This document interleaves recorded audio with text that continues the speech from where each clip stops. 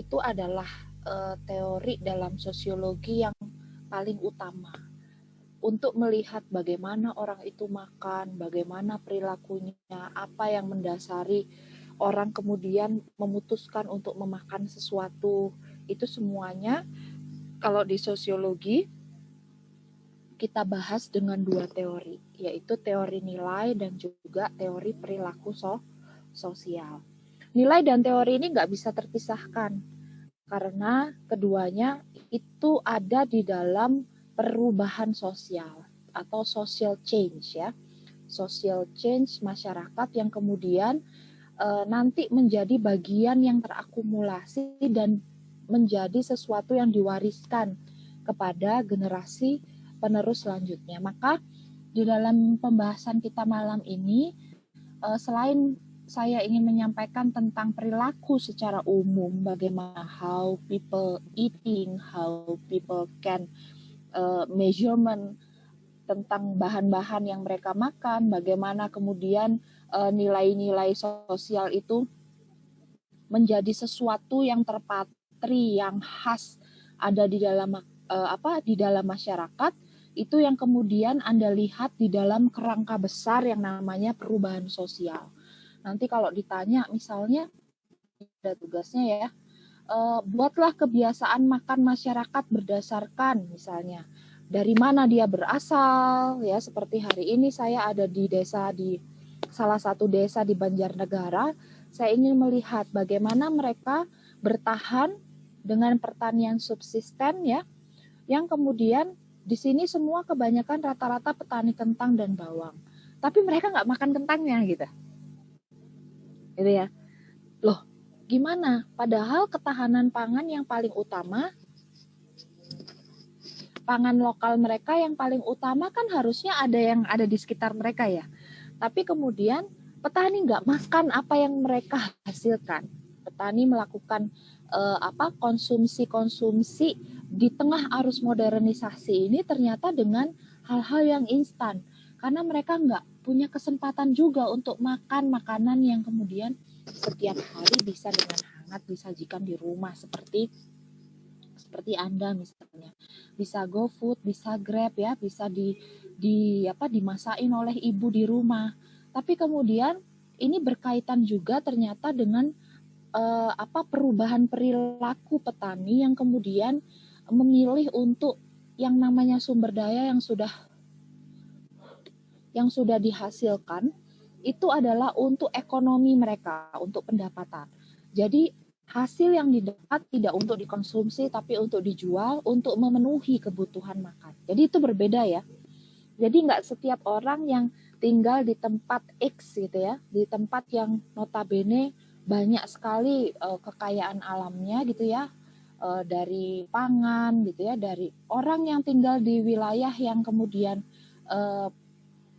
menjadi lumbung beras gitu ya, nggak setiap hari dia makan berasnya gitu, nggak setiap waktu dia memutuskan untuk makan berasnya, karena beras yang dihasilkan yang sudah diproses dengan keringatnya, dengan semua pengorbanan ya, waktu, tenaga gitu, finansial, itu kemudian diprioritaskan untuk menjamin kebutuhan atau kesejahteraan hidupnya gitu.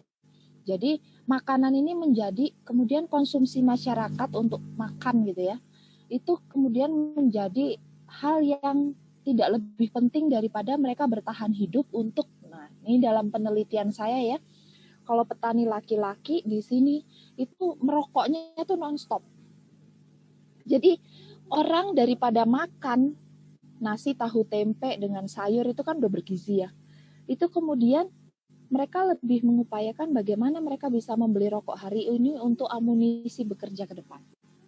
Nah ini salah satu hal yang menjadi corak budaya yang harus Anda lihat sebagai calon ahli gizi, bahwa hal-hal seperti ini terjadi di industri pertanian kita gitu. Dan kemudian yang berikutnya adalah jenis kelamin. Jenis kelamin ini juga memproyeksikan atau menggambarkan bagaimana kebiasaan makan masyarakat berdasarkan jenis kelamin itu juga berbeda antara laki-laki dan perempuan. Belum lagi antara remaja dengan orang dewasa, gitu ya, atau misalnya dari profesi, antara yang profesinya dosen dengan profesinya atlet gitu misalnya. Itu semua harus bisa nanti di ending of class ini Anda gambarkan di dalam sebuah tulisan yang kemudian saya merasa belum tahu gitu ya. Oh iya ya, ternyata Dwi ini bagus juga nih, dia mengklasifikasikan kebiasaan makanan masyarakat di Dayak gitu ya, berdasarkan umur. Oh ternyata di Dayak itu Bu, kalau usianya belum 15 tahun ke atas atau belum akil balik, mereka nggak boleh makan babi. Jadi mereka hanya boleh makan makanan vegetarian yang disiapkan di rumah. Jadi tidak boleh ikut acara pernikahan, makan hidangan nggak boleh. Masih dianggap anak kecil. Jadi anak kecil hanya boleh makan di rumah. Atau seperti budaya di Amerika atau di beberapa negara di Eropa ya, bahwa kalau misalnya Thanksgiving atau Paskah seperti habis Paskah kemarin, tahun lalu ya, yang saya lihat ketika orang tua dan koleganya atau kerabat-kerabat yang lebih dewasa makan di satu meja makan yang sama, maka anak-anak hanya makan di meja makan anak-anak sendiri. Karena makanan orang tua itu kemudian ada makanan-makanan yang tidak dimiliki atau didapatkan oleh anak-anak karena masalah pencernaan dan lain sebagainya, serta side dish ya, seperti minuman-minuman dan segala macam. Karena anak-anak nggak boleh minum wine dan segala macam, maka mereka ada di meja tersendiri supaya bisa ngobrol sesama anak-anak. Nah perbedaannya kalau di Indonesia tahun 80-an sampai tahun 90-an, meja makan itu adalah sebuah media komunikasi, tidak hanya untuk makan. Ya, menanyakan kabarnya, Hasna, hari ini kamu kuliah apa? Apa saja yang diajarkan? Kesulitanmu apa? Uang jajanmu masih cukup nggak, Lulu? Gitu ya. Itu semuanya dilakukan di meja makan pada saat tahun 80-an sampai 90-an.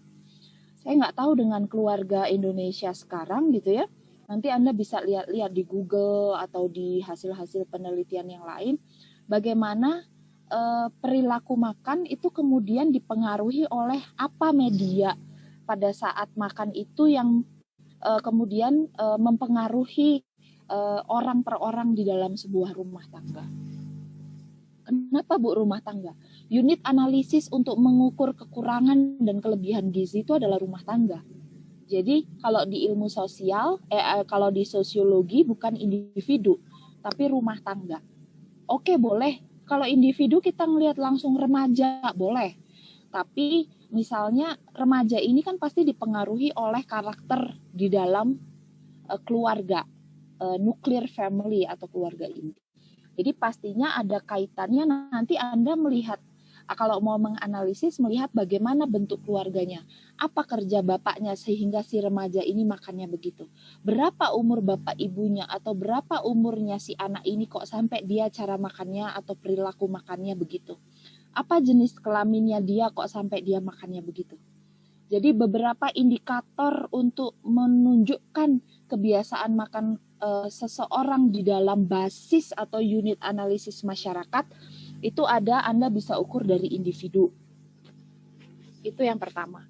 Lalu yang kedua, Anda ukur dari kelompok ya, kelompok sosial atau community, komunitas sosial.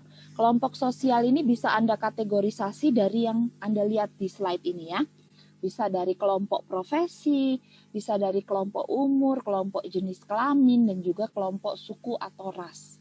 Ya, karena ini nanti akan melihat bagaimana kemudian perbedaan antara individu dan juga dengan kelompok gitu di dalam satu susunan perubahan yang besar mengenai perilaku makan yang ditinjau dari dua hal. Apa tadi Dwi?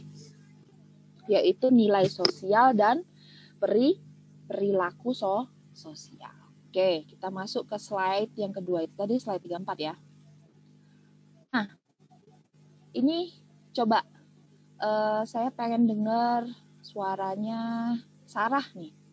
Coba Sarah dibaca jelas. Baik Ibu. Nah. Ya, perilaku manusia dan nilai sosial. Perilaku manusia adalah sekumpulan perilaku yang dimiliki oleh manusia dan dipengaruhi oleh adat, sikap, emosi, nilai etika, kekuasaan, persuasi, dan atau genetika. Oke, stop. Nah, jadi ini ada beberapa keywords. Ada kata-kata keywords, ada yang mempengaruhi perilaku itu, ya, individu ya, human. Kalau di dalam bahasa biologi mungkin bisa pakai kata manusia gitu ya. Tapi kalau di dalam bahasa sosial itu namanya perilaku individu sebenarnya. Tapi kenapa saya tulis perilaku manusia? Karena saya khawatir nggak tahu nih bedanya antara manusia sama individu. Kalau manusia itu bisa individu, bisa kelompok, bisa komunitas. Tapi kalau individu dia tidak mungkin kelompok. Individu adalah bagian dari manusia. Namun dalam kamus besar bahasanya sosiologi, gitu ya. Oke. Di sini syai'ah ada apa aja nih yang bisa dilihat keywords-nya? Dipengaruhi oleh apa aja? Padat, Sikap, emosi, nilai, etika, kekuasaan, persuasi, dan atau genetika. Oke. Kalau dilihat dari beberapa poin ini ada berapa nih Naila? 1, 2, 3, 4, 5, 6, 7, 8 ya. Ada 8 hal. Secara genetik ini tidak lebih besar daripada hal-hal yang berhubungan dengan sosial ya. Jadi perilaku manusia secara genetik pasti ada gitu ya. Tapi lebih besar dipengaruhi oleh adat, sikap, emosi, nilai, etika, kekuasaan, dan persuasi. Yang artinya apa? Bahwa indikator sosial itu lebih besar daripada indikator biologis. Nah, ini yang kemudian melihat bahwa tidak kemudian orang yang maling itu anaknya akan menjadi maling. Itu gak bisa ya. Maka di sini membuktikan genetis bapaknya X itu tidak kemudian serta-merta anaknya juga X. Jadi saya selalu nggak setuju kalau misalnya orang melakukan pencurian atau perzinahan atau pemerkosaan atau masalah-masalah sosial ya, yang Anda lihat sering kali terjadi di televisi atau di media yang Anda lihat yang keluar dari jalur kelaziman yang dilakukan oleh manusia itu kemudian yang dipersalahkan adalah oh ya wajar dia melakukan pemerkosaan, dulu bapaknya juga masuk penjara karena pemerkosaan. Nggak bisa gitu ya.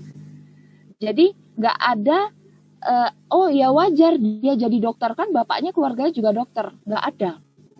Jadi nilai genetis atau nilai indikator biologis itu lebih kecil dibandingkan indikator sosial yang mempengaruhi. Maka yang namanya ilmu sosial itu penting untuk kemudian bisa dipelajari oleh teman-teman dari eksakta. Karena penelitian mengenai adat ya, sikap, emosi, nilai, etik, power, kontrol itu bagian dari kekuasaan ya, persuasi, interaksionalisme simbolik ya, simbol-simbol yang ditampilkan misalnya si Faul ngantuk nih. Kemudian udah jam tidurnya si Faul. Oh, kelihatan secara persuasif di video gitu ya. Itu kemudian kita nggak bisa meminta si Faul untuk on terus matanya karena memang udah jam tidurnya sebenarnya jam segini gitu ya. Sama seperti tadi saya ada rapat desa harus ikut. Saya udah ngomong ya. Saya udah sengaja makan malam dulu nih habis maghrib. Ngomong dulu dengan meminta maaf bahwa saya nggak bisa sampai jam 10 malam karena saya ada mahasiswa yang belum saya selesai untuk mengajar gitu ya, pekan ini harus selesai. Tapi ketika saya ngomong cepat, jadi mereka kan daya tangkapnya nggak secepat kita ngomong gitu ya. Makanya yang saya sampaikan. Karena ini kan bukan ruang lingkup akademik, maka yang minggu lalu saya sampaikan harus berhati-hati kalau mau mensosialisasikan sesuatu. Tapi saya pacu speednya supaya cepat selesai. Kenapa? Karena saya juga ada agenda yang lain gitu ya untuk ngajar dengan Anda. Nah itu juga ada yang kayak si Faul tadi, ada yang udah ngantuk ini. Karena apa?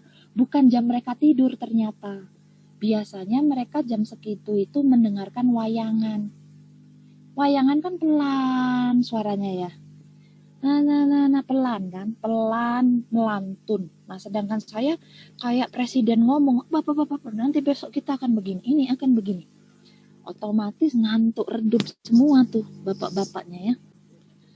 Nah, itu yang secara persuasif saya nggak bisa marah atau melakukan emosi gitu. Jadi ada hubungannya dengan emosi. Tidak bisa mengedepankan emosi untuk kemudian menegur mereka, Bapak jangan ngantuk gitu kan. Tapi mungkin kita perlu masukkan kalimat-kalimat teguran itu dalam satu sentence, misalnya seperti misalnya Pak ini gitu ya, ayo Pak jangan ini, kedengeran nggak suara saya? Oh kedengeran gitu ya. Jadi harus ada cara-cara yang kemudian edukatif dengan tidak menyinggung perasaan, supaya sikap kita atau tingkah kita itu kemudian bisa dinarasikan mereka sebagai orang yang mau bersusah payah sampai jam segini memberikan mereka ilmu gitu ya.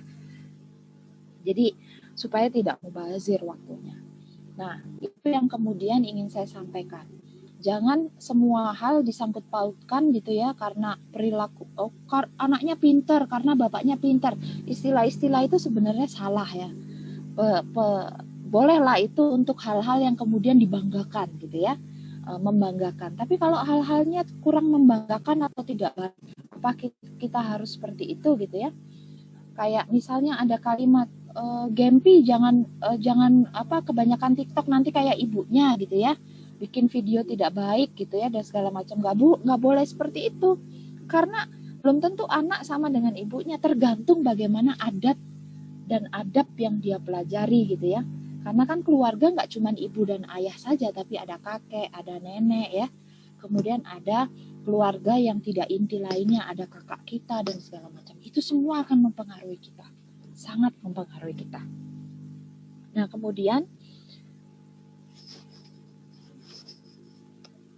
kemudian yang namanya perilaku itu selalu diklasifikasikan ke dalam beberapa hal. Tadi yang saya sebutkan ya, ada perilaku yang diterima oleh masyarakat. Ada yang kemudian perilakunya weird, aneh gitu ya. Ternyata Adinda ini kalau dilihat sama Ayu agak aneh. Kenapa? Karena dia setiap jawab pertanyaan giniin rambut, Bu. Setiap jawab pertanyaan giniin rambut. Atau si Wafa ini tiap mau jawab pasti kalimatnya dan oleh sebab itu, dan oleh sebab itu. Itu kan perilaku yang aneh gitu ya. Tapi nanti itu ada turunannya lagi perilaku aneh. Perilaku aneh yang masih wajar, perilaku aneh yang tidak wajar, perilaku aneh yang sangat tidak wajar. Tapi perilaku aneh belum tentu perilaku menyimpang, belum tentu deviant behavior ya. Jadi dia dikatakan aneh karena yang dilakukan Adinda, keanehan Adinda nggak dilakukan oleh Wafa. Jadi kadang kita ngelihat orang itu aneh perilaku makannya gitu ya. Kok dia makan pakai tangan kiri ya? Karena kita tangan kanan. Kok dia makannya kecapan? Ya karena kita kemudian melihat kecapan itu nggak etis, atau kita punya prinsip-prinsip yang secara etika itu lebih baik daripada yang lain. Oh mungkin karena Anda memang nggak bisa kecapan gitu ya. Makannya pelan-pelan, nggak bersuara, udah terbiasa dari dulu gitu. Jadi hal-hal aneh yang dilihat oleh kita kepada orang lain itu dalam teorinya Peter L. Berger itu adalah sebuah konstruktivis, sesuatu yang terkonstruk ya, yang kemudian melibatkan proses internalisasi, proses eksternalisasi, dan proses objektifikasi. Nah, dalam sosiologi kemudian perilaku itu dianggap sebagai sesuatu yang tidak hanya sebenarnya ditujukan kepada orang lain, tapi dia menjadi sebuah perilaku yang sebuah perilaku yang merupakan tindakan kita yang paling dasar. Ketika kita lapar, makan, ya kan? Ketika kita makan nggak ada media untuk dimakan gitu ya, nggak ada hal untuk dimakan, maka kita berusaha mau pesan antar atau mau masak sendiri. Ketika kita mau pesan antar atau masak sendiri, kita punya pertimbangan. Ini lebih mahal masak atau lebih mahal pesan antar. Manusia tuh selalu begitu. Ketika Anda sudah memutuskan pesan antar, kemudian Anda menghitung ongkos kirimnya. Jadi nggak ada lagi persoalan gizinya kan yang Anda lihat. Yang dipersoalkan adalah persoalan harga, persoalan ongkos kirim, persoalan waktunya berapa lama. Oh, persoalan bintang yang ada di GoFood 4,6 dengan 4,3 saja jadi pertimbangan. Ya nggak? Ya kan? Jadi ada dasar-dasar sosial, ada indikator sosial lain yang akhirnya mempengaruhi orang itu punya gizi yang baik atau enggak. Indikator yang saya sebutkan tadi itu adalah salah satu contoh kecil yang terjadi dalam masyarakat visual kita saat ini. Ya, masyarakat yang kemudian basisnya adalah digital, masyarakat yang kemudian terjebak dalam arus urban, dalam kelas-kelas urban yang akhirnya memutuskan segala sesuatu yang bisa dinilai orang perilaku makannya baik, tidak baik, dan segala macamnya, yang bisa kita teliti sebagai akademisi, itu kemudian dilihat dari indikator-indikator sosial. Cara orang untuk memutuskan sesuatu yang bisa dikonsumsi, itu yang kemudian menjadi PR besar para ahli gizi saat ini gitu ya. Karena banyak sekali keputusan yang dibuat berdasarkan indikator sosial itu tadi ya. Dia memutuskan untuk makan karena secara emosional dia harus ngajar, maka dia makannya cepat, udah kayak udah kayak buruh pabrik misalnya ya. Saya tadi makan nggak sampai 2 menit, habis maghrib makan, minum, langsung show ke teman-teman di di desa sini dan kemudian kepada Anda. Jadi saya nggak ada lagi tuh istilah 33 kali ngunyah, kemudian udah masuk sampai mana, yang saya tahu semuanya ada lagi nyangkut aja di sini gitu ya. Nah, jadi itu kemudian menjadi tindakan sosial saya yang paling dasar, memenuhi perut saya untuk bisa beraktivitas. Orang kan begitu. Apalagi di era yang serba instan dan serba cepat. Ketika COVID-19 kita terpaksa harus face to face dengan Zoom kan. Harus ketemu, saya harus harus kenal harus kenal si Hilwa ini, yang mana namanya Hilwa ini kan, lewat Zoom, lewat layar. Saya nggak tahu apa dia nih di kelas suka tidur atau apa. Dulu waktu saya ngajar di gizi di kelas, saya jadi tahu, oh kebiasaannya si ini tuh gini, ya. Oh perilakunya si ini tuh gini, nanti agak sejam dia udah mulai nguap. Oh nanti si ini nih suka jawab nih, gitu ya. Oh si Salsabila, gitu ya. Salsabila ada 2, Salsabila Putri sama Anindita. Nah, Salsabila ini sukanya nanti dia akan ke belakang nih setelah ini. Saya jadi hafal dengan itu karena ada perilaku yang Anda timbulkan kan. Ada perilaku yang Anda timbulkan secara berulang. Sustain perilaku itu.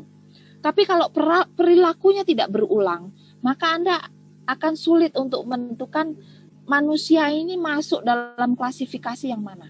Sama seperti di Zoom. Kita harus merombak budaya tatap muka kita menjadi budaya tatap muka visual seperti ini. Maka nanti saya udah hafal, oh nanti Sidki akan nanya. Gitu ya. Oh nanti si PJ nanti akan ngomong gitu. Oh si ini kan ada catatan yang sering nanya siapa gitu ya. Jadi saya hafal, oh ini. Jadi saya ngafalnya hanya lewat layar, tidak lewat tatap muka secara langsung. Berarti bisa Bu, bisa.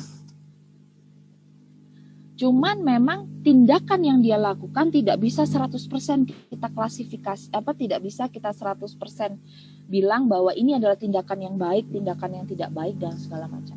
Nggak bisa karena saya hanya melihat muka Anda. Kalau tindakan kan seluruh badan ya. Yang terlihat seluruh badan gitu. Apa si Sidki ini pakai celana pendek, dia kita nggak tahu kan di rumah apa pakai sarung, kan kelihatan cuma segini. Apa si Nisa ini kemudian dia dia ada mie goreng di bawahnya untuk cemilan, nanti di oven lalu nyuap gitu ya, karena ini jam makan Bu sebenarnya Bu, nggak apa-apa. Nah itu adalah contoh-contoh perilaku yang menghasilkan tindakan bagi diri sendiri atau perilaku yang akan didefinisikan orang lain gitu ya.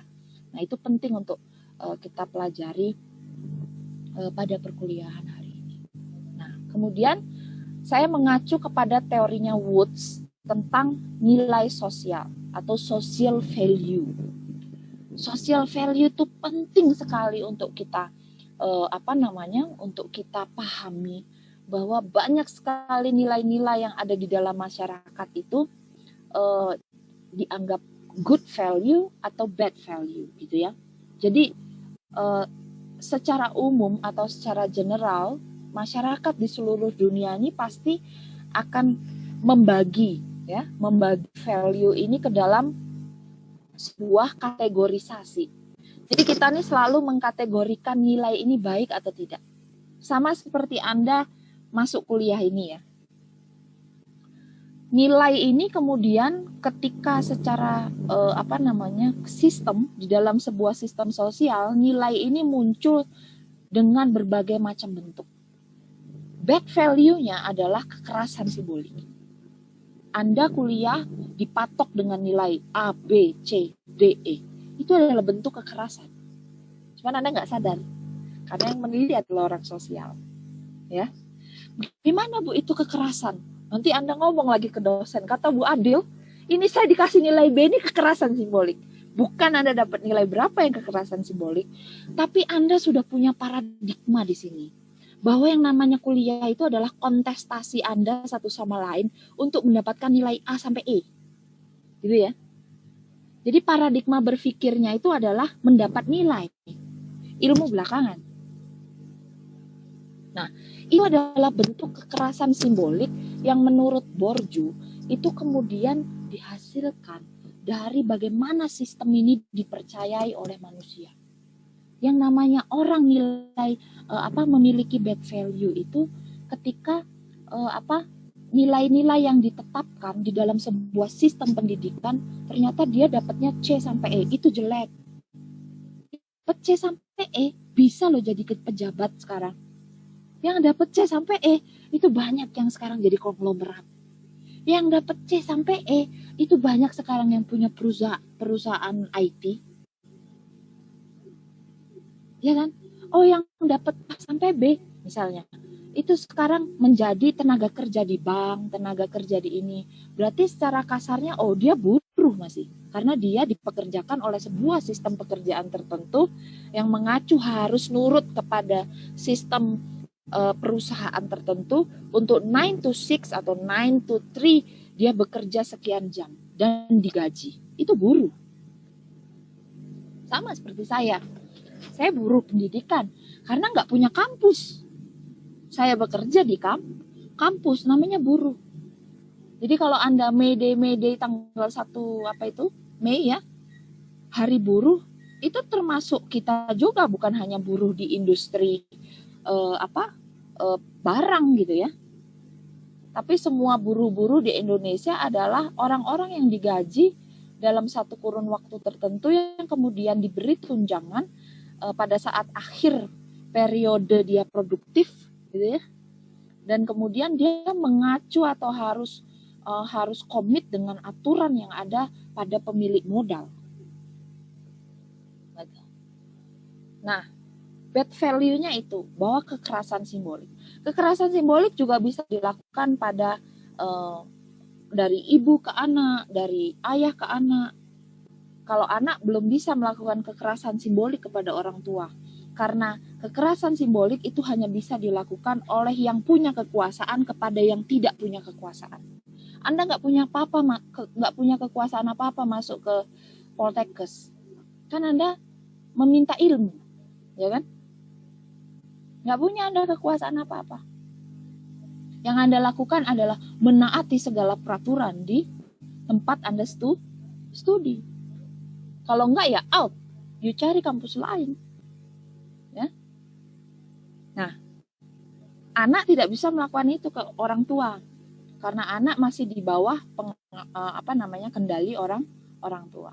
Nah, dalam kasus yang akan banyak kita bicarakan ini adalah persoalan perilaku makan antar umur, antar profesi, dan juga bagaimana di keluarga anak memperoleh asupan gizi yang baik dari perilaku makan yang bisa dilihat dari nilai-nilai keluarga dan juga perilaku keluarga sehari-hari.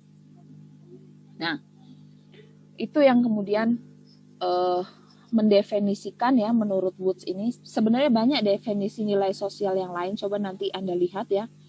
Tapi saya lebih prefer ke Woods karena di beberapa riset artikel ilmiah saya menguji kebenaran teori ini untuk melihat bagaimana orang itu sangat puas dengan kehidupannya sehari-hari dan bagaimana tingkah laku orang lain itu kemudian mengarahkan kepada hal-hal yang baik atau tidak gitu. Jadi dia mengkategorikan nilai itu baik atau tidak baik. Kekerasan simbolik istri dan suami itu banyak. Kalau kamu nggak melakukan ini berarti kamu nggak cinta aku. Itu kekerasan simbolik ya. Antara Anda dengan pacar Anda aja. Kalau Anda nggak nelpon saya nanti pulang maka Anda udah nggak sayang. Itu kekerasan simbolik. Ya. Kalau Anda nggak ngasih, Sidki, kalau kamu nggak ngasih makan ikan itu berarti kamu nggak menghargai ibu dan bapakmu yang beli ikan itu. Itu kekerasan simbolik. Ya. Nah, itu hal-hal yang kemudian bisa dilakukan dengan kalimat verbal yang lebih baik. Ya, kita ini kalau Anda yang punya pasangan atau apapun sudah menerima kekerasan verbal itu sejak dalam perut ya. Ya, ayo nak ke kiri biar sehat, biar dokternya ini gitu ya. Jadi kekerasan verbal itu sudah, kekerasan simbolik itu udah ada sejak kita dalam kandungan. Ya. Ayo ini belajar, ini saya dengerin ya, orang ngaji supaya kamu pinter, ini itu. Itu kekerasan simbolik. Ya. Jadi banyak hal yang kemudian bisa direpresentasikan dalam kehidupan sehari-hari mengenai bad value, nilai-nilai yang jelek sebenarnya yang ada dalam tatanan kehidupan sehari-hari masyarakat kita. Terus nilai yang baik itu apa, Bu? Nilai yang baik adalah nilai yang kemudian diyakini dan kemudian memberikan benefit ya, memberikan benefit atau manfaat pada orang lain atau alam sekitar. Misalnya, kalau makan prasmanan saya nggak mau ngambil banyak karena itu akan jadi limbah. Itu udah nilai yang baik gitu kan? Dia pengen, kalau makan prasmanan kan bebas saja mau ngambil. Sebenarnya bisa aja dia ngambil berapa banyak yang dia mau. Tapi dia memikirkan alam. Itu nilai yang baik. Misalnya, nak kalau habis makan es, nanti bungkusnya dibuang ya ke tong sampah. Itu nilai yang baik. Nah, kalau mau makan ini, nasinya jangan disisain. Kasihan petani. Itu nilai yang baik. Karena mengajarkan anak untuk menghargai jerih payah orang lain. Dan mungkin Anda sering dengar lah dari kecil good values yang Anda dapatkan gitu ya, yang terkait pada perilaku makan ataupun tindakan mengkonsumsi sesuatu, tidak hanya makanan gitu ya. Nah, kemudian di dalam membahas tentang nilai ini ada beberapa penulis-penulis juga ya, walaupun penulis itu saya lihat sudah tua, tidak produktif, atau tidak punya gelar yang hebat, profesor dan segala macam. Saya tidak terlalu peduli sebenarnya gelar orang itu apa gitu ya. Tapi yang saya lihat adalah hasil karyanya mengenai satu teori-teori khusus yang kemudian memberikan pemahaman kepada saya mengenai ini loh peran dan fungsinya si individu ini dalam masyarakat gitu ya. Ini loh fungsinya zikrillah ini ternyata 10 tahun ke depan itu apa? Tergantung pada hasil tugas dia minggu depan. Gitu ya. Ketika saya lihat tugas-tugas kan banyak, ada beberapa yang kemudian saya bisa membayangkan, oh nanti anak ini bisa sebenarnya jadi analis. Oh ini bisa jadi ini. Karena apa yang Anda tulis di tugas itu harus mencerminkan profil lulusan Anda nanti ke depan. Ya. Maka ketika Anda mempelajari nilai sosial, maka mata kuliah ini juga menjadi penentu ya, penentu garis gerbang terakhir Anda sebagai akademisi yang kemudian memiliki peranan dan fungsi sosial yang akan banyak lagi ke depan. Ya.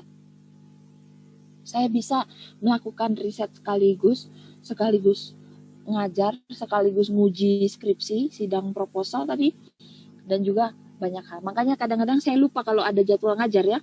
Nah, itu harap dimaklumi ya. Kadang-kadang saya lupa ini, nanti baru saya atur lagi, kemudian kita belajar lagi. Karena saya harus Zoom begini lebih lebih masuk akal gitu ya dibanding tugas-tugas via online gitu ya, via chat atau apa.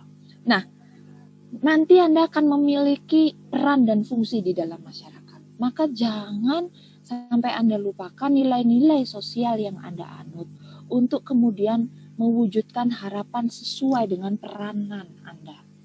Oh iya, nanti pada akhirnya Satya akan menikah, akan jadi ibu rumah tangga. Oh, Sofi nanti juga tahun depan akan nikah, udah ada tunangannya gitu. Tapi Anda jangan lupa bahwa peran Anda untuk sampai hari ini Anda bukan membaitkan ya,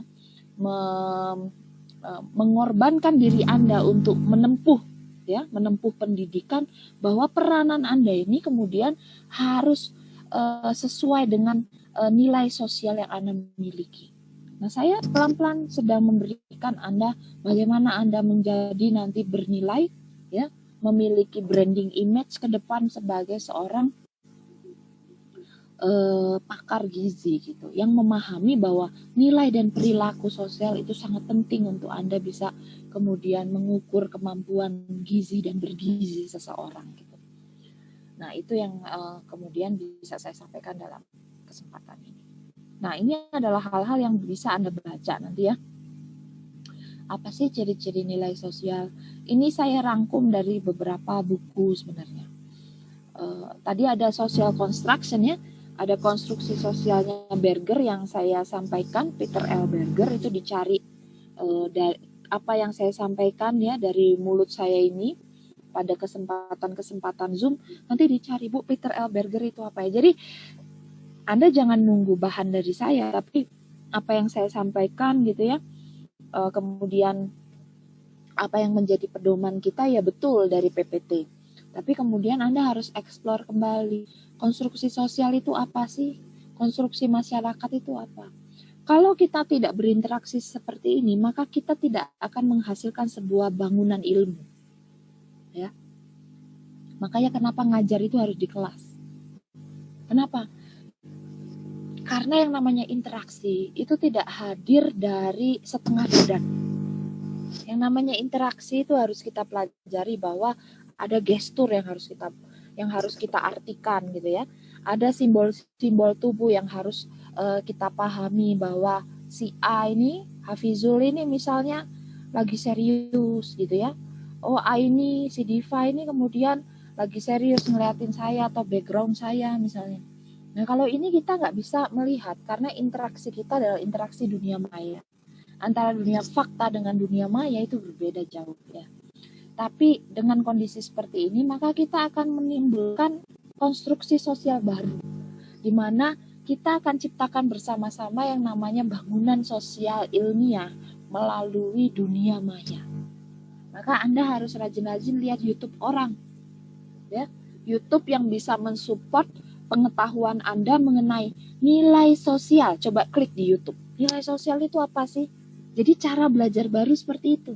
Jangan cari nilai sosial di buku karena akan wasting time sampai masa ujian. Ya. Memang preferensi buku perlu, Bu. Perlu. Tapi Anda coba ngukur kemampuan Anda. Anda lebih cepat membaca secara digital, ya, melihat video, atau Anda membaca dengan buku. Karena dua metode ini kemudian menciptakan konstruksi baru di dalam dunia pendidikan di Indonesia. Walaupun di luar negeri sudah lama ya. Nah, kemudian yang berikutnya. Ini ada beberapa poin-poin ya, disebarkan di antara warga, bukan bawaan dari lahir. Maka tadi saya sampaikan bahwa indikator biologis itu lebih kecil daripada indikator sosial. Yang menentukan nanti Larasati ke depan akan jadi apa, itu adalah lingkungan sosial. Bukan Larasati anaknya Pak Supri yang kades di situ. Terus Anda pikir Larasati akan jadi kades juga gitu. Ya? Enggak.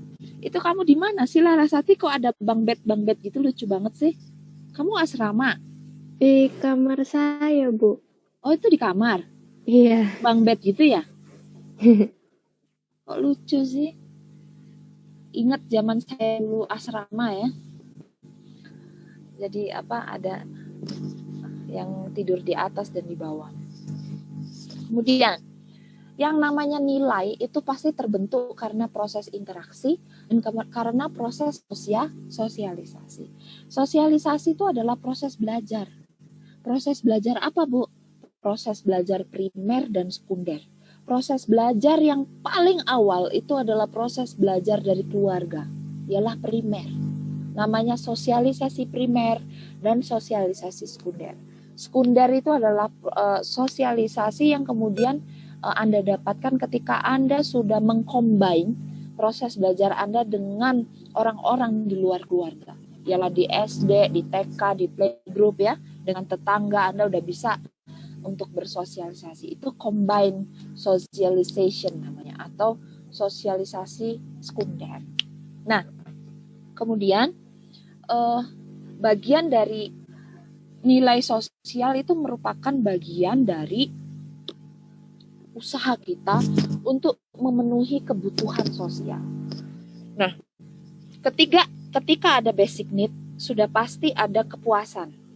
Kalau kita udah mendapatkan kebutuhan dasar yang kita inginkan misalnya ya, Khairunisa mau puasa ini udah beli jilbab dan ini baru, Al-Quran baru, udah puas kita.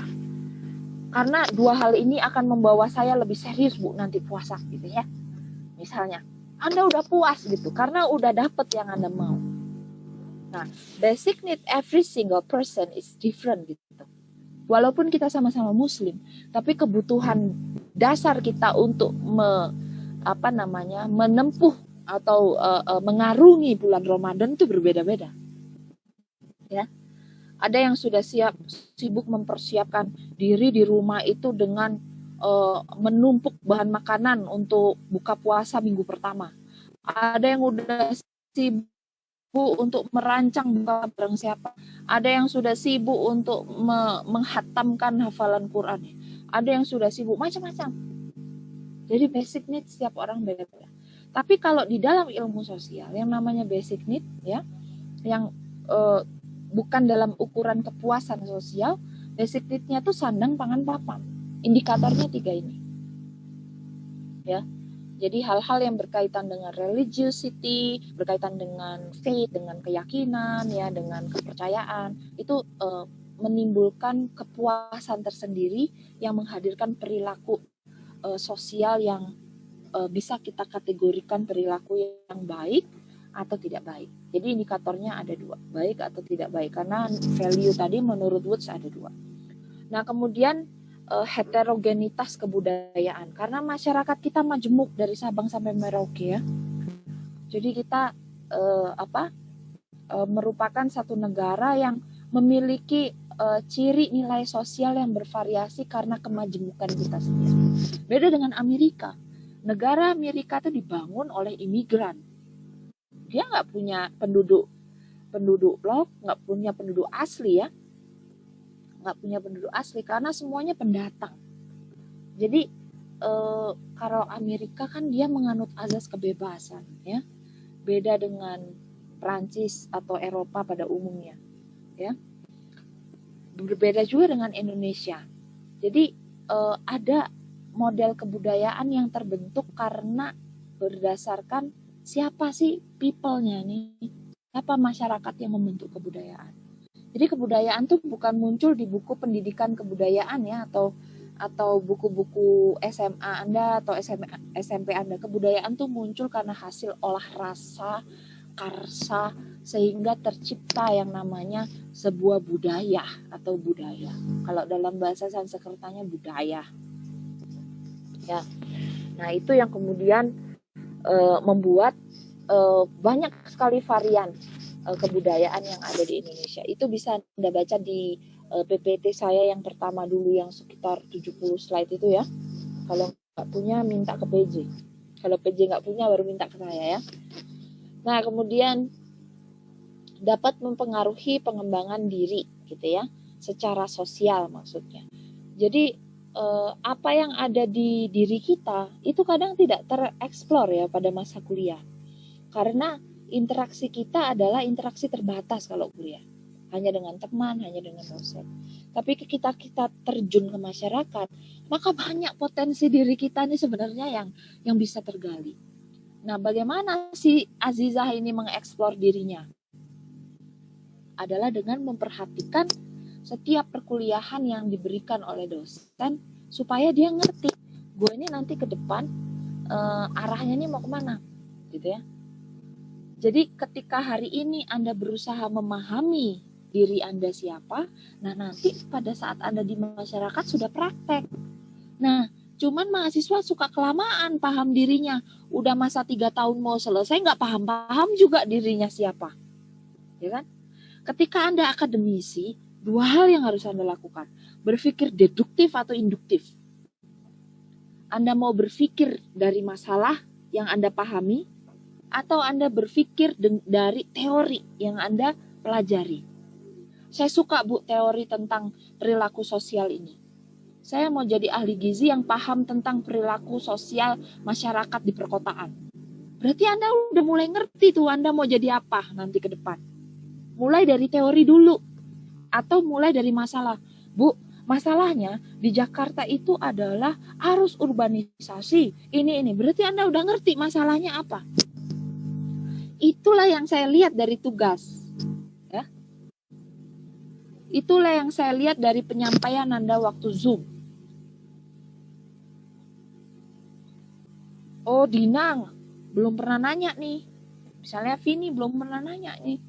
Jadi, saya nggak bisa tahu nih sampai di mana Anda memahami. Karena memahami apa yang diajarkan gitu ya. Memahami apa kebutuhan saya sebagai dosen terhadap Anda dan Anda terhadap saya, itu adalah dengan question marks. Dengan question, pertanyaan. Semakin banyak Anda bertanya, baik ke diri Anda sendiri atau kepada dosen Anda, maka semakin banyak ilmu yang akan Anda dapatkan. Nah, itulah yang kemudian nanti memberikan pengaruh antara Anda ke saya atau saya ke Anda. Gitu ya. Pengaruhnya bisa tertimbal balik antara Evita ke saya atau saya ke Evita. Gitu ya. Jadi, pengaruh itu cenderung punya keterkaitan antara satu dengan yang lainnya. Oke. Sampai sini ada yang mau ditanyakan nggak? Baik, Ibu izin bertanya. Bentar, kok saya nggak kedengeran? PJ-nya tolong dicatat ya siapa yang nanya. Video saya kelihatan nggak ya? Baik, tidak Ibu. Ini sinyalnya. Ya udah nggak apa-apa. Silakan bertanya, PJ-nya tolong dicatat ya. Nanti dikirim ke grup seperti biasa. Silakan. Baik, ya Lulu dulu. Baik, mohon izin bertanya Ibu terkait yang tadi Ibu sampaikan mengenai kekerasan simbolik. Nah, kan Ini Lulu ya? Iya Bu. Oke. Terkait kekerasan simbolik kan Ibu tadi bilang bahwa kalau anak itu sebenarnya nggak bisa melakukan kekerasan simbolik ke orang tua karena masih dalam pengaruh orang tua. Tapi gimana sama kebiasaan misalnya dari kecil itu selalu dibentuk untuk makan, pola makannya itu makan makanan rumahan, makan bareng keluarga. Tapi akhirnya itu dia semakin kesini misalnya orang tuanya masakin dia, tapi dia lebih milih buat kayak GoFood atau pesen-pesen makanan di luar. Berarti itu kan termasuk dalam kekerasan simbolik terhadap orang tua juga, bukan Bu? Terima kasih Bu. Ini Lulu pengalaman pribadi ya kayaknya ya.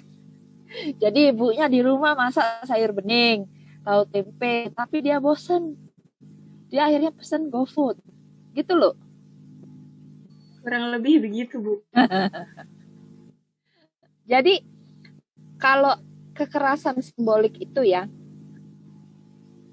kekerasan simbolik itu munculnya dari yang memiliki otoritas atau kekuasaan ya kepada yang tidak memiliki daya apapun.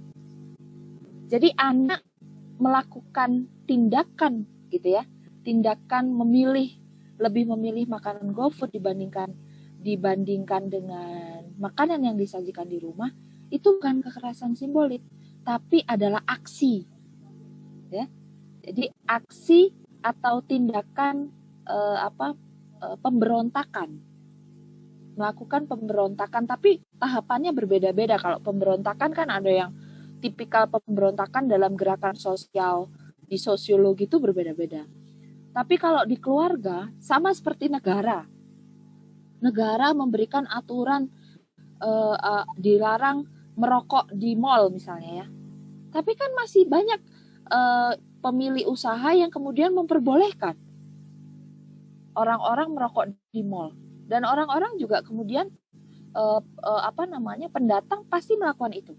Jadi yang namanya peraturan gitu ya, kan orang tua pasti memberikan peraturan tidak tertulis, makan siang di rumah ya biar hemat misalnya, atau biar sehat, atau biar bersih.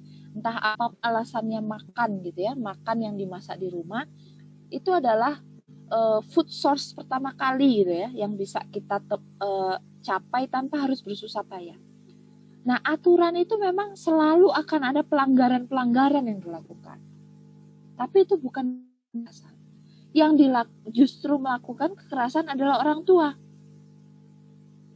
Orang tua memberikan makanan sedemikian rupa, kenapa anaknya memberikan aksi mesen di GoFood? Kan bosen.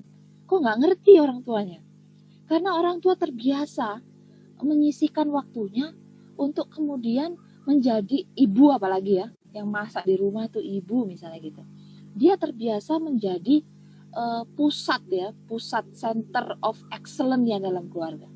Perempuan itu di dalam keluarga ketika dia sudah menikah, dia adalah center of stage atau center of excellence-nya keluarga. Itu di dalam teori gender dan feminisme itu dijelaskan seperti itu. Jadi yang dilakukan anak bukan kekerasan simbolik, tapi aksi atau dampak atau respon dari kekerasan simbolik yang dilakukan orang tua gitu. Dalam hal walaupun anak itu sudah menikah, dia tetap anak. Statusnya lebih rendah daripada orang tua dalam susunan atau hierarki sosial di dalam rumah tangga. Nggak ada anak walaupun dia presiden sekalipun dia tetap anak di bawah susunan itu gitu ya. Jadi jabatan, posisi, pendapatan tidak akan merubah posisi anak sebagai hierarki yang paling rendah di dalam sebuah susunan rumah tangga. Gitu loh. Baik Ibu, terima kasih. Gak apa-apa lo, terus aja GoFoodan. Nanti tinggal bicara dari hati ke hati dengan ibu. Bu, saya tuh sebenarnya GoFoodan tuh buang-buang duit Bu. Cuman saya tuh bosen. Bisa nggak misalnya diganti sosis kayak apa kayak gitu. Tapi yang bisa dimakan seluruh keluarga. Walaupun diawali dengan amukan, ya terima aja. Namanya aksi kan. Kita juga biasa melakukan aksi-aksi yang bisa dikategorikan sebagai hal-hal yang kemudian karena terlalu jenuh gitu ya, kayak kita ngumpulin data di lapangan, jenuh kita akan beralih ke yang lain, ke metode pencarian data yang lain. Karena namanya wawancara itu kalau kita ke lapangan kayak saya gini ya, itu jenuh, saya harus wawancara from A to Z gitu, to Z sorry. Itu jenuh. Kadang-kadang saya pakai metode terbalik. Saya makan dulu di warungnya ibu itu, baru bisa bercerita panjang lebar. Nggak bisa, ibu, tok, ibu saya mau wawancara. Nggak bisa kayak gitu lagi. Ya. Nah, itu kalau di dalam keluarga gitu ya. Karena hierarki sosial sudah pasti akan berpengaruh terhadap siapa yang menguasai dan siapa yang dikuasai, walaupun secara tidak sadar ya. Secara tidak sadar anak pasti dikuasai oleh orang tua. Karena orang tua memiliki hak dan juga kewajiban ya.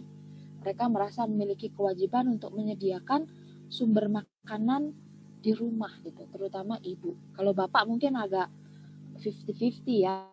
Misalnya dia bapak tunggal atau apa juga kadang-kadang masih 50-50. Kalau ibu itu dia kalau dari teori reproduksi dia melakukan reproduksi. Dari teori produksi dia juga melakukan produksi. Reproduksi itu perempuan itu melahirkan, mendidik anak, mengurus dia pada saat sekolah dan lain sebagainya. Sekaligus perempuan itu juga melakukan tindakan produksi. Dia juga bekerja, dia juga jualan online shop, dia juga ngoceh ke tetangga-tetangga sebagai misalnya ke Pak Ibu RT gitu ya. Jadi perempuan itu lebih luar biasa dibanding laki-laki karena dia melakukan dua hal sekaligus dalam hidup. Ya, reproduksi dan produksi itu teori feminisme. Itu udah agak jauh ya, nanti kalau ada yang mau bicara tentang gizi dan kajian gizi tapi dalam skup feminis itu bagus gitu ya. Kalau ada riset-risetnya tentang itu nanti bisa diskusi ke saya. Oke, good Lulu ya. Pertanyaannya memang betul-betul curhat. Oke, kondisi terkini. Apalagi COVID begini ya, kan ketemu itu terus.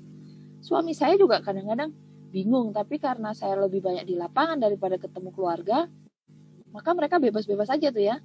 Mau makan yang ada di kulkas yang udah disiapin atau mau GoFood. Tinggal laporan nanti akhir bulan isinya berapa Gojeknya. Oke, siapa lagi? Baik, Ibu izin bertanya. Dinda ya? Ya, Ibu. Tadi kan Ibu sampaikan bahwa basic need is every person, sedangkan sosial yaitu sandang, pangan, dan papan. Nah, izin bertanya Bu, bukannya yang sandang, pangan, dan papan itu juga dipengaruhi sama indikator sosial Bu? Jadi berbeda dengan kebutuhan orang Bu. Gimana? Baik Ibu, saya ketik di room chat ya Bu. Putus-putus soalnya Din. Nggak apa-apa, nggak usah diketik, diomongin aja nih. Saya goyang-goyangin. Ya Ibu, tadi kan Ibu sampaikan bahwa basic need is every person, sedangkan basic sosial yaitu sandang, pangan, dan papan. Sementara yang sandang, pangan, papan itu pasti dipengaruhi sama indikator sosial seseorang. Jadi berbeda juga ya Bu. Oke, jadi gini. Dalam dalam memahami basic ya sosial atau kebutuhan dasar secara sosial itu di sosiologi itu memahaminya sandang, pangan, dan papan. Kenapa begitu? Karena kita mengacu kepada indikatornya World Bank.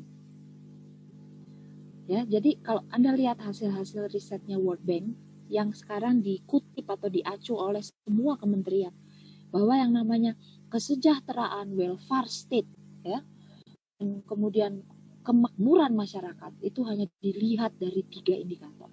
Dia terpenuhi pangan, dia terpenuhi sandang, dia terpenuhi papan. Artinya dia punya rumah, dia bisa makan ya, dan dia memenuhi kebutuhan hidupnya sehari-hari untuk mendukung kebutuhan harian. Jadi kebutuhan itu jangan dilihat kebutuhan tersier ya, kebutuhan lux, jangan. Mobil itu bukan kebutuhan. Ya. Kendaraan itu bukan kebutuhan, tapi itu kemampuan seseorang melampaui batas kebutuhan sosial, kebutuhan dasar, ya. Nah, kebutuhan dasar ini kalau dilihat dari secara sosiologis dan biologis itu berbeda.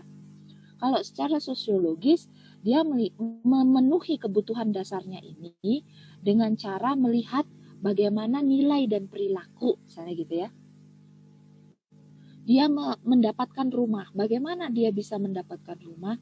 Karena dia memiliki pekerjaan atau profesi. Nah, di ilmu sosial kan yang dipelajari itu. Profesinya apa, umurnya berapa, dia rasnya apa, jenis kelaminnya apa. Nah, indikator-indikator sosial itulah yang akan melihat atau terukur sebenarnya dia terpenuhi nggak sih sandangnya dengan gaji segitu. Sebenarnya dia terpenuhi nggak sih papannya dengan gaji segitu. Gajinya misalnya sebulan 500.000, tapi kok dia bisa beli rumah mewah, ya kan? Akhirnya itu menimbulkan berbagai macam pemikiran-pemikiran dalam masyarakat. Oh, dia PNS tapi kok dia punya rumah mewah 20 biji, punya kontrakan 50 biji, menimbulkan spekulasi dalam masyarakat. Jadi, cara orang memenuhi sandang pangan papannya ditentukan oleh indikator sosial ini tadi, Din. Indikator sosialnya profesinya apa, sukunya apa. Oh ya, dia orang Padang, dia pinter ngumpulin duit nabung dibanding orang Jawa misalnya gitu ya. Semua orang Padang itu pinter ngumpulin duit, Bu. Dia pedagang. Karena secara historis masyarakat Minang adalah masyarakat pedagang. Masyarakat Jawa adalah masyarakat pemimpin. Gitu ya. Lihat presiden kita kan Jawa semua. Ya nggak? Nah, itu juga bisa dilihat dari indikator. Jadi memenuhi sandang pangan papan dilihat dari indikator sosial. Kalau indikator biologis nggak urusan kita, karena yang kita pelajari adalah indikator sosial. Gitu. Gitu, Din. Baik, Ibu, terima kasih. Ada yang belum jelas nggak, Din? Dari yang saya jelasin? Baik, sudah, Ibu. Anda lihat di slide saya ini, bagaimana kita memenuhi indikator sosial itu adalah ketika kita paham bahwa yang namanya manusia atau individu itu adalah makhluk sosial. Jadi dari sejak dalam perut sampai lahir itu sampai kita mau mati aja kita butuh orang lain. Gali kubur kita siapa kalau nggak manusia? Ya kan? Lahir, kalau nggak ditolong bidan atau suster atau dokter, terus kita gimana di dalam perut keluarnya? Maka hal ini semakin memperkuat bahwa interaksi sosial yang baik ya, ketika Anda sudah proses sosialisasi primer dan sekunder tadi itu perlu untuk kemudian Anda melihat potensi-potensi yang Anda miliki sendiri ataupun potensi dari orang lain. Bisa nanti si Dwi ngingetin Hasna, Nana, ternyata kamu tuh pinter nyanyi loh, Nah. Gimana kalau kita nih bikin lagu tentang perilaku makan, misalnya gitu. Kamu bikin lirik, aku bikin nada. Jadi sifatnya timbal balik gitu. Jadi saling membutuhkan. Karena bisa saja Aida nanti punya hubungan dengan misalnya punya kebutuhan timbal balik misalnya dengan Ayu. Naila misalnya nanti punya kebutuhan timbal balik dengan Fadila misalnya gitu ya. Jadi Homo homini lupus itu memang benar bahwa manusia itu sebenarnya adalah makhluk sosial. Ahli gizi kalau nggak ada ahli sosiologi atau ahli teknologi atau ahli komunikasi, dia juga tidak bisa melakukan peranannya sendiri. Jadi peranan sosial itu pasti kita melibatkan orang lain. Mahasiswa, dia tidak akan bisa melakukan tridharma perguruan tinggi tanpa dosen. Dosen pun juga seperti itu. Dosen tidak bisa melakukan pengabdian masyarakat, tidak bisa melakukan penelitian tanpa ada mahasiswa. Ya. Jadi kalau Anda jadi dosen, itu ada kesenangan tersendiri ya sebenarnya. Anda menjadi mengingat teori itu tidak akan pernah lupa kan teori. Kenapa? Karena diulang-ulang setiap saat kan. Nanti lulus angkatan ini, ngulang lagi teorinya angkatan ini, angkatan ini. Yang membedakan adalah dinamika kasus atau permasalahan. Permasalahan tahun ini COVID, tahun depan ya jangan COVID lagi gitu kan. Udah selesai kita dari COVID. Pasca COVID. Bagaimana perilaku makan seseorang pasca COVID. Perilaku makan seseorang saat COVID. Perilaku keluarga atau rumah tangga saat COVID, pasca COVID gitu ya. Atau pasca vaksin misalnya gitu. Jadi harus melihat betul bahwa kondisi yang paling real terjadi itu akan merubah perilaku dan nilai. Karena perilaku dan nilai adalah bagian dari perubahan sosial. Perubahan sosial ini apa ya kondisinya saat ini COVID, dari nggak COVID jadi COVID, dari COVID pasca COVID. Itu perubahan.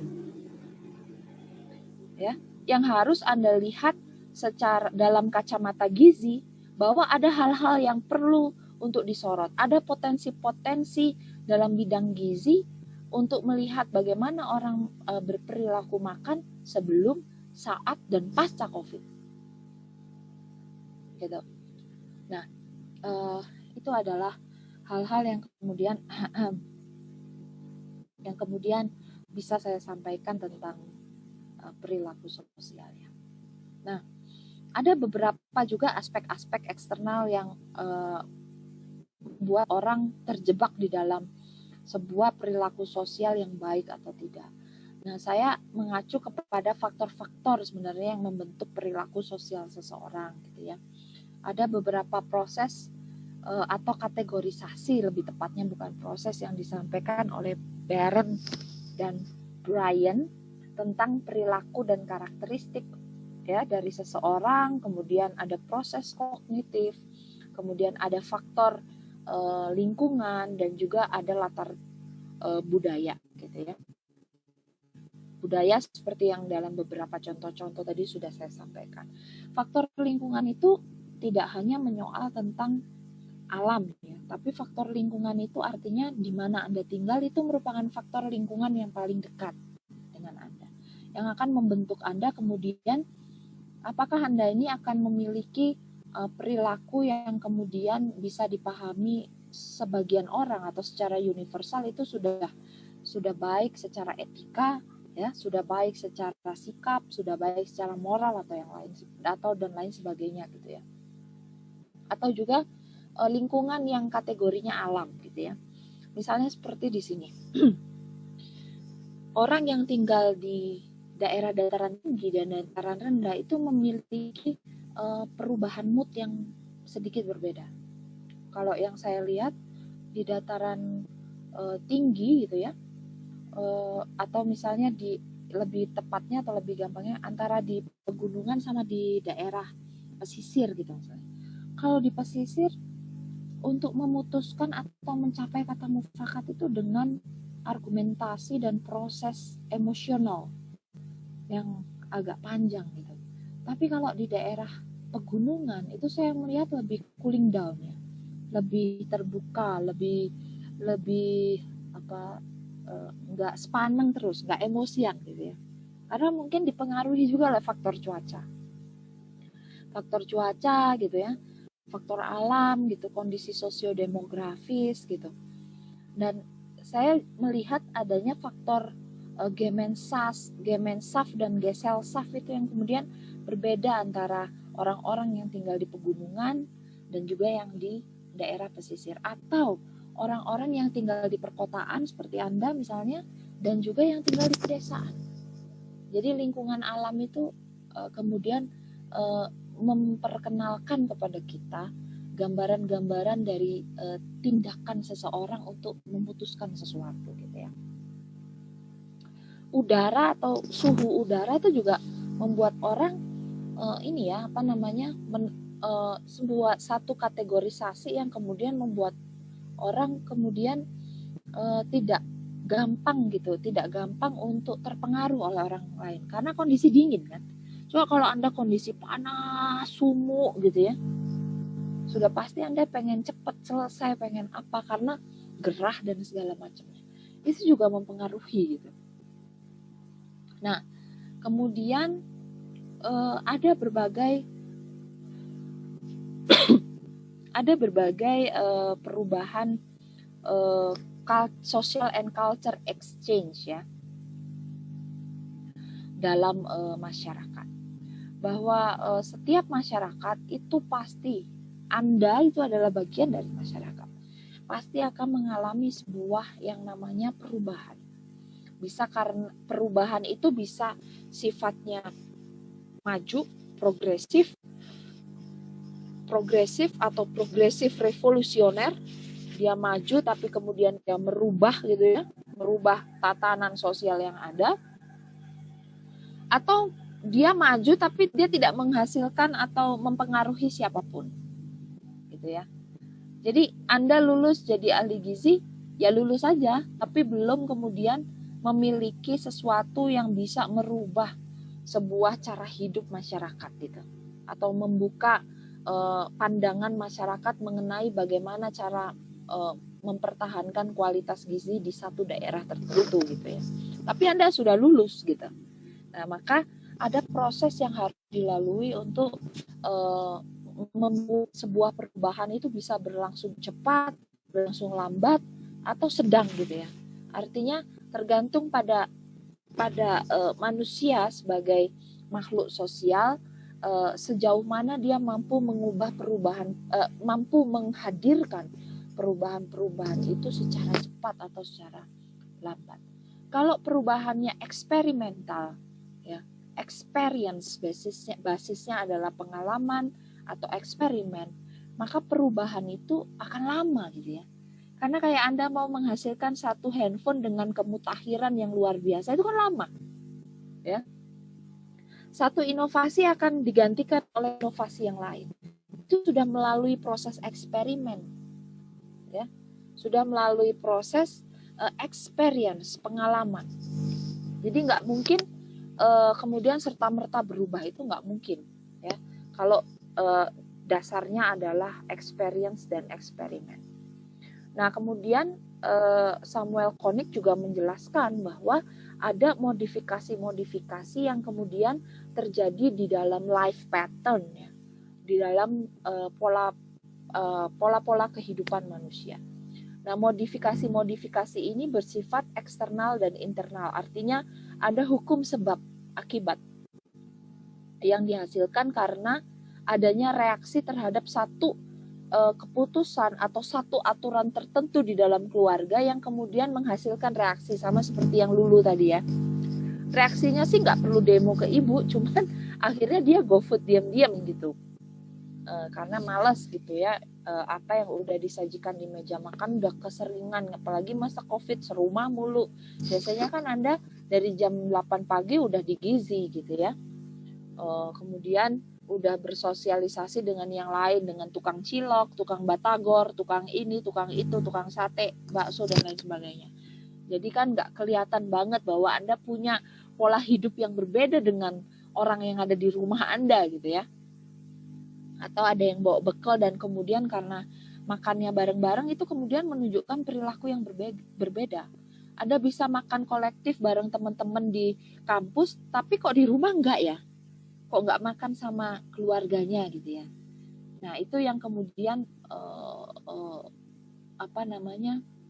membuat berbagai nilai sikap dan perilaku di dalam sebuah kelompok masyarakat menurut Selo Sumarjan itu bisa dilihat karena kita berada dalam lembaga tertentu. Ya, lembaganya ya institusi pendidikan kampus Anda gitu. Nah, kemudian sampai sini ada yang mau ditanyakan nggak? Ibu, saya izin bertanya. Siapa nih? Rifka, Bu. Jangan lupa dicatat ya PJ. Ibu-ibu PJ. Ini saya melakukan kekerasan simbolik terhadap PJ. Harus mencatat. Oke, silakan. Iya Bu, jadi yang pertanyaan saya itu Gimana? juga ada kaitannya sama yang pertanyaan Lulu tentang kekerasan simbolik, Bu. Nah, jadi kan kalau yang Lulu lakukan itu kan salah satunya itu dengan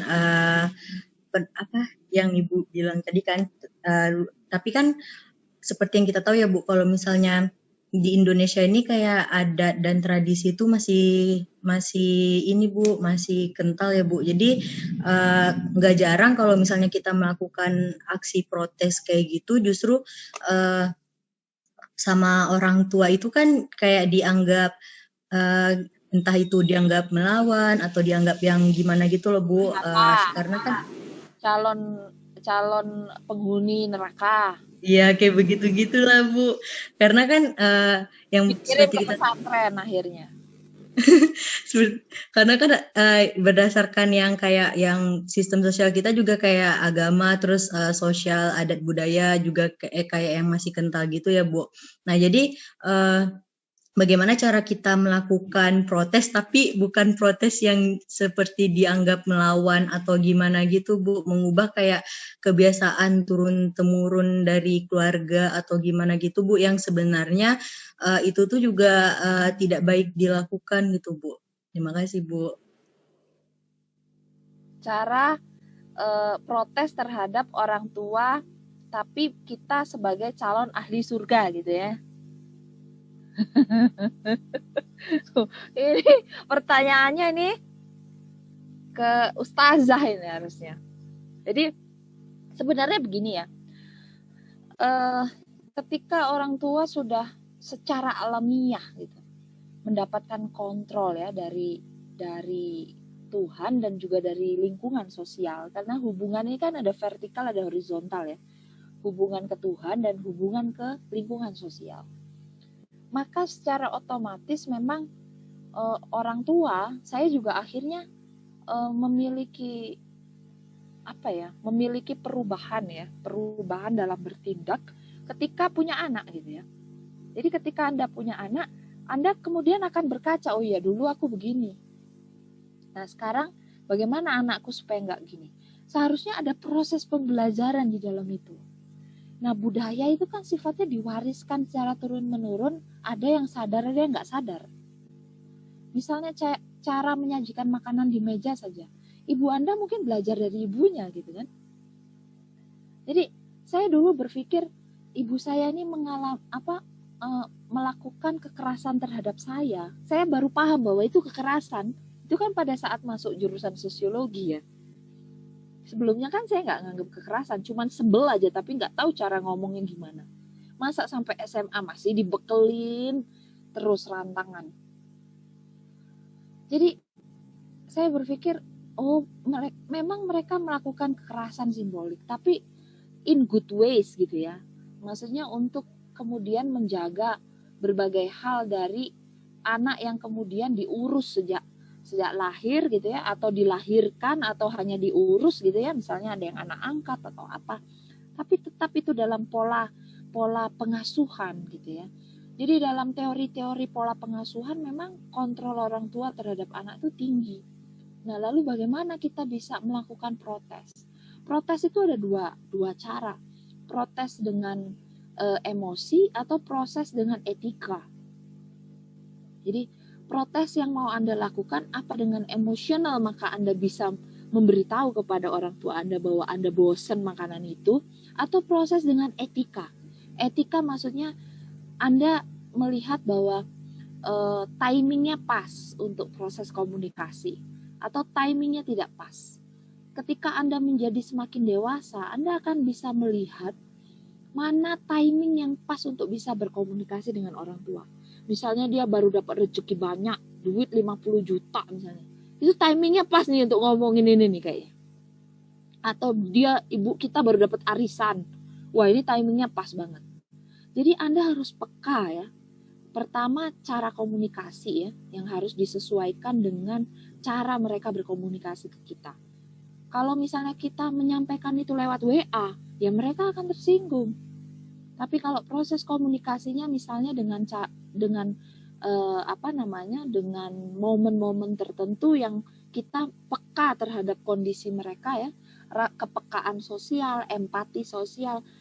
Jangan juga ketika bapak kita di PHK kita komplain gitu tentang makanan. Ini kan nggak peka berarti kita. Atau misalnya kakak kita lagi kena musibah, terus kita komplain tentang makanan, atau kita melakukan tindakan yang membuat mereka jengkel. Nah itu juga nggak pas timingnya. Jadi ada beberapa hal kalau dari hasil penelitian, saya selalu based on-nya bukan pengalaman pribadi semua, tapi harus dari penelitian. Anda melakukan proses komunikasi yang biasa mereka lakukan. Jangan yang kita pengen lakukan. Kalau kita nih apa-apa di WA, putus saja di WA, jadian di WA. Itu kan cara-cara kita gitu ya.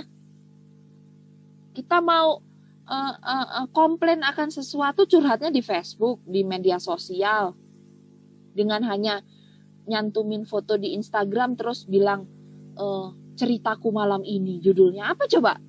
Ngomongin foto makanan, ceritaku malam ini, hashtag kekerasan simbolik ibu dan anak misalnya. Nggak seperti itu, tapi harus dari yang mereka biasa lakukan komunikasi ke Anda itu apa gitu. Nah, kemudian yang kedua, lebih banyak punya empati sosial dan juga kepekaan sosial. Adaptif terhadap perubahan yang terjadi di sekitar Anda. Itu sudah 4 hal yang penting untuk kemudian menyampaikan bahwa protes tidak melulu harus mengedepankan emosi dibandingkan etika. Yang namanya demonstrasi saja atau di politik saja, itu kita harus punya etika. Untuk mengambil jabatan dari orang lain, kita harus punya etika. Ya. Untuk kemudian mengatakan bahwa teman Anda itu salah, itu harus ada etika. Sama seperti Anda, Bu, izin bertanya. Itu etika dalam pembelajaran. Sama di seluruh dunia ini pendidikan pasti dimulai. Saya izin bertanya ya, saya ingin bertanya ya Bu, saya ingin mengemukakan pendapat saya. Itu etika yang dimulai secara verbal, gitu ya. Ada etika yang non-verbal, ada. Dari simbol-simbol tubuh, dari gestur ya. Itu semuanya memiliki etika tertentu gitu. Jadi mulailah dengan etika-etika dasar yang ada di dalam perilaku yang bisa dikategorikan baik oleh orang tua Anda atau orang-orang yang memiliki otoritas untuk melakukan kekerasan simbolik kepada Anda. Ya. Gitu ya Rifkah, kayaknya freeze tuh Rifkah. Iya Ibu, terima kasih.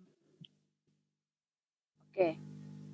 Ada lagi sebelum saya tutup pertemuan hari ini. Jadi Anda punya tugas baca ya dari ini halaman yang varian pola ini, ya. Ibu, mohon maaf izin bertanya. Ibu izin bertanya. Nah, ini adalah bahan baca. Ini PPT-nya nanti saya share ya. Kemudian Anda baca sampai kemudian Anda bisa menjawab yang ini ya. Jadi dicari aja satu case dari masyarakat atau bisa dari profesi, umur yang melihat bagaimana kebiasaan makan yang Anda bahas melalui indikator perilaku dan juga nilai yang tadi di materi sebelumnya saya sampaikan. Bikin saja sebanyak 1 halaman ya, tidak lebih ya. 1 halaman berarti 300 kata lah ya, sekitar nggak nyampe ya, 250 kata paling. Anda lihat di Word itu kan ada jumlah kata ya di bawahnya. Kalau bisa jangan lebih dari 300 kata gitu. Supaya lebih mudah untuk melihat substansi dari apa yang Anda tuliskan gitu ya. Ada yang mau nanya lagi? 1 orang lagi ya. Baik Ibu, izin bertanya. Ya, perkenalkan nama saya Diva Aulia Fitriani. Saya izin bertanya mengenai yang tadi telah Ibu sebutkan bahwa emosional itu dipengaruhi oleh lingkungan ya Bu. Nah, apakah orang yang berpindah dari lingkungan misalnya pegunungan ke pesisir pantai akan merubah emosionalnya karena faktor lingkungan alam tersebut, di mana sementara orang tersebut itu sudah membentuk kepribadian emosionalnya karena faktor lingkungan yang lama seperti tadinya di pegunungan menjadi di pesisir. Terima kasih, Bu. Antara emosional dengan kepribadian itu berbeda ya. Kalau kepribadian itu kan karakteristik seseorang yang muncul dari sosialisasi dia, dari keluarga sampai kepada sosialisasi sekunder.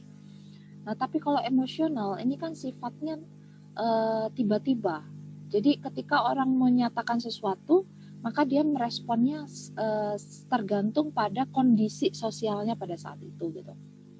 Jadi bedakan antara karakter secara pribadi dan juga respon. Emosi itu adalah respon, hasil dari tindakan seseorang. Ya. Jadi kamu bisa melakukan respon itu karena kamu menilai apa yang dilakukan orang lain itu tidak benar. Apa yang dilakukan orang lain, Anda memuji. Oh, Diva memuji Adinda. Adinda, kamu kok pinter sih, nulisnya bagus segala macam. Itu adalah respon dari tindakan Adinda karena dia menulis tulisannya bagus dan kamu baca, Diva. Gitu ya. Tapi kalau misalnya Anda tanyakan bahwa bisa nggak emosional itu berubah-ubah? Emosional ya bisa berubah, nggak harus sesuai dengan kondisi lingkungan eksternalnya gitu ya. Tapi dia bisa berubah kapanpun. Tapi kalau karakter orang itu tidak bisa berubah. Contohnya, orang yang tinggal dari desa, kemudian ke kota. Kalau di desa, karakternya itu kan kalau buang sampah misalnya ya di mana aja gitu ya. Dan karakter itu terbawa ke kota. Akhirnya volume timbulan sampah di kota tuh jadi tinggi karena orang tidak bisa melepaskan karakter aslinya. Akibatnya cara dia mengelola sampah ketika dia pindah ke kota itu sama dengan di desa. Jadi kalau Anda lihat tumpukan sampah di kota ya, di pinggir-pinggir jalan, kalau yang buang sampah di sini itu monyet, ada istilah-istilah gitu ya, ada spanduk-spanduk ya, yang buang sampah di sini calon penghuni neraka misalnya gitu. Ada kalimat-kalimat sarkasme dan lain sebagainya karena orang kota itu terbentuk dari karakteristik masyarakat desa yang melakukan urbanisasi ke kota. Jadi hampir 80% orang di perkotaan itu adalah orang desa yang mengadu nasib ke kota dan kemudian menetap sampai berapa keturunan, gitu ya. Nah, karakter perpindahan inilah yang kemudian tidak bisa membuat kita mengkategorikan bahwa yang namanya karakteristik di kota dan di desa itu beda enggak? Karena kota sendiri dipengaruhi oleh karakter orang-orang yang ada di desa. Kalau kita mau tarik mundur semua, kita ini semuanya orang desa. Ya. Orang desa adalah pedesaan itu adalah satu kawasan yang dihimpun dari wilayah-wilayah administratif yang diakui oleh pemerintah dengan keminiman teknologi, dengan bangunan fisik yang tidak banyak, dengan modernisasi yang masih dalam proses pertumbuhan, baik itu pertanian dan lain sebagainya. Ya, fasilitas-fasilitas yang kemudian belum baik gitu ya, belum optimal, itu adalah ciri-ciri di desa. Dan masyarakat mengikuti pada ciri-ciri di wilayah tempat dia tinggal. Jadi kalau bisa nggak dia secara emosional? Bisa, tapi tidak dipengaruhi oleh karakteristik itu. Ya memang emosi aja gitu. Apalagi dengan ditambah kondisi lingkungan alamnya yang memang dari pesisir ke gunung gitu ya, atau gunung ke pesisir, itu yang tadinya dia hawanya dingin, kemudian dia tinggal di Jakarta kan panas, jadi emosional. Maka yang bisa dilakukan adalah proses adaptasi. Seseorang kemudian bisa menjadi lebih baik karena ada proses adaptasi dengan lingkungan baru. Nah, kuncinya adalah bagaimana mengontrol emosi ini adalah dengan melakukan adaptasi yang baik, gitu. Jadi Anda yang tadinya nggak kuliah, kemudian ada sistem di kampus seperti ini, cepat beradaptasi. Kalau nggak kan stres atau mendekati kegilaan ya, dengan tugas yang banyak, dengan bahan yang kemudian dari bumi turun ke langit ya dari langit turun ke bumi bahan-bahan kuliahnya gitu ya. Itu kan hal-hal yang harus cepat untuk kita beradaptasi. Sama seperti saya kuliah. Dari kuliahnya biasanya di Indonesia, terus kemudian kuliah di luar negeri yang ada dosen-dosennya yang karakternya berbeda dengan kita gitu ya. Karakter edukasinya berbeda dengan kita. Semangat keilmuannya berbeda. Jadi saya harus menyesuaikan diri. Cepat-cepat beradaptasi. Supaya cepat lulus tepat waktu gitu ya. Bukan senang kuliah enggak, supaya lulusnya tepat waktu gitu. Nah, mungkin itu ya Diva ya. Dan yang lain yang bisa saya sampaikan malam hari ini, alhamdulillah kita bisa ketemu semua gitu ya. Kalau ada yang telat-telat gitu, mungkin saya tadi nggak bisa enter karena admit dari roomnya karena saya sibuk untuk menyampaikan bahan perkuliahan gitu ya. Yang sudah bertanya juga saya ucapkan terima kasih, pertanyaannya bagus-bagus malam ini. Dan juga terima kasih kepada Anda yang sudah meluangkan waktunya ya untuk kuliah mendadak kita hari ini. Karena yang mendadak itu pasti jadi gitu ya. Jadi nanti kita tinggal satu kali lagi, kemudian Anda baca dari yang saya minta tadi ya, bab-babnya. Karena itu mempertegas posisi keilmuan Anda sebagai ahli gizi untuk memahami berbagai hubungan-hubungan yang membentuk hubungan-hubungan dalam masyarakat yang membentuk kebiasaan makan seseorang. Nah, nanti tugasnya seperti biasa silahkan di email ya. Di email, jadi nanti saya merangkum nilainya dari situ saja gitu ya. Oke, terima kasih ya. Sampai ketemu lagi. Nanti waktunya saya akan informasikan ke PJ. Namun baiknya sih saya mungkin kayaknya bisanya malam seperti ini ya, supaya jadi pengantar tidur Anda gitu ya, biar nyenyak gitu tidurnya ya. Terima kasih PJ juga. Sampai ketemu lagi di kesempatan nanti yang sudah kita jadwalkan bersama. Terima kasih. Assalamualaikum warahmatullahi wabarakatuh. Selamat malam semuanya dari sini ya. Waalaikumsalam Waalaikumsalam warahmatullahi wabarakatuh. Terima kasih. Selamat malam.